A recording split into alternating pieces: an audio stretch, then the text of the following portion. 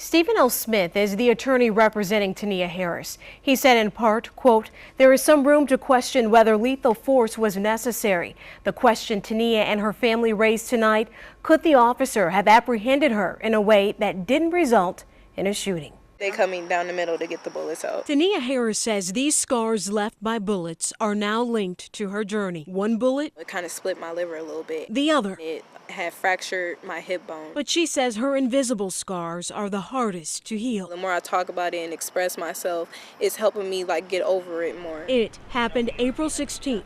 Harris says a Robbinsdale police officer shot her 3 times. Police say the officer fired twice. Harris's mother initially called 911 to report an unwanted person outside this apartment complex for a verbal fight. But Thursday, after a 4-month investigation, Robbinsdale police issued a statement saying in part, quote, "The shooting was justified under Minnesota's use of deadly force statutes." That investigation included talking to witnesses and officers on the scene. When the officer fired, police say Harris was holding this 8-inch butcher knife. She yells out, "I'm going to kill you." That's the voice of Robbinsdale Police Chief Jim Franzen. He didn't want to talk to us on camera. He agreed to explain these still images he created from the dash camera in the police car. The officer starts backing up. She's within 5 to 10 feet of the officer, and that's when he fires and stops the assault. Speaking through her attorney, Harris insists officers used excessive force when they shot her. The 18-year-old is now facing second-degree assault charges. Who can I trust? My mom called them to protect us. Meanwhile, Tania doesn't deny being armed with a dangerous weapon. She says she had that knife in her hand for protection. Because of the assault charges, she has a trial date set for next month. Happy birthday to you. Jessica Williams celebrating her youngest son's birthday. Little Gabe, she decided, would be the last addition to her family. We were done. It was time. So in June of 2012, Jessica underwent what's billed as a simple 10-minute procedure to provide permanent birth control. It's called Essure. The procedure can be performed in a doctor's office in minutes without going under general anesthesia. There's no major surgery, just 2 small flexible coils inserted into a woman's fallopian tubes, triggering a tissue buildup that blocks sperm. But before long, Jessica says she felt a mysterious pain. Basically, I couldn't lay on my side, my stomach, my back. It hurt everywhere to lay on. Same here. And as we discovered, she's not alone. Right away is when I noticed the pain, and it just never stopped. I lived in pain every day for 2 years. Those of you who had severe pain, raise your hand. All of these women are from Minnesota. All say they suffered debilitating side effects.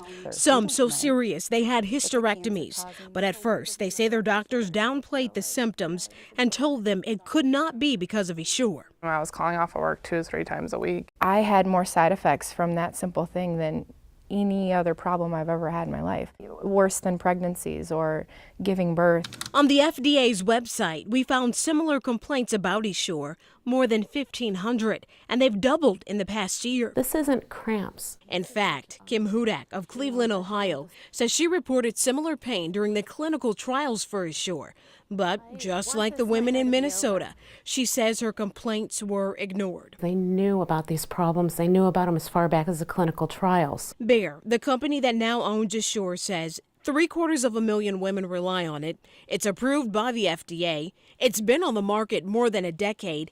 And from the beginning, Essure has warned about a number of rare side effects. But records show the company recently added chronic pain as a long-term risk. For some women, that pain has been so severe, they've considered total hysterectomies. Were any of you only told about hysterectomies? But when we investigated, we discovered there's an expert who says there is another option, a simple procedure that could save women like Jessica from having needless hysterectomies. Essure was kind of the holy grail when it came out of the market. Dr. James Prestis was an early advocate for Essure.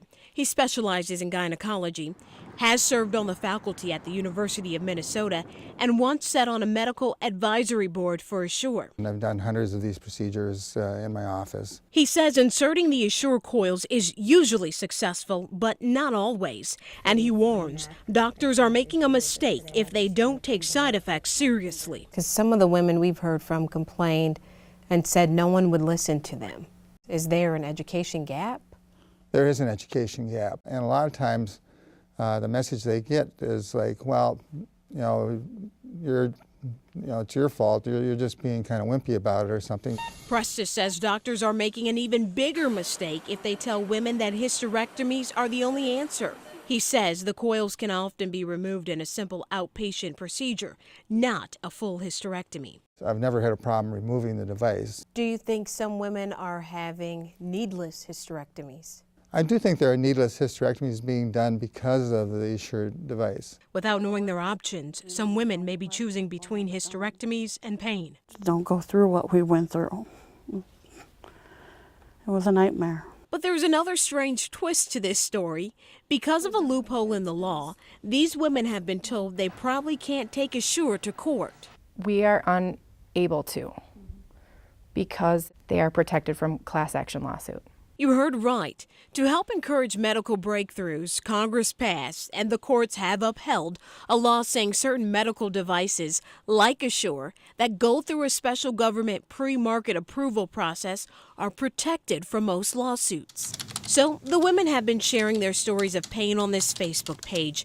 Activist Erin Brockovich has even gotten involved, creating this online petition drive to change the law. And while these women fight to have their day in court, there's relief in realizing they're not alone. Did you guys just sit in your room or in front of a mirror and think you were going insane? Mm-hmm. Multiple times. You guys laugh about it now. Is it easier to laugh because you have each other? Yes, Mm-hmm. Yeah. It's way easier having the support group. Mm-hmm. We're not alone anymore. There are other women that we can relate to. All my e-sisters. E-sisters, that's right. Minnesota women finding a silver lining through pain. I love you guys.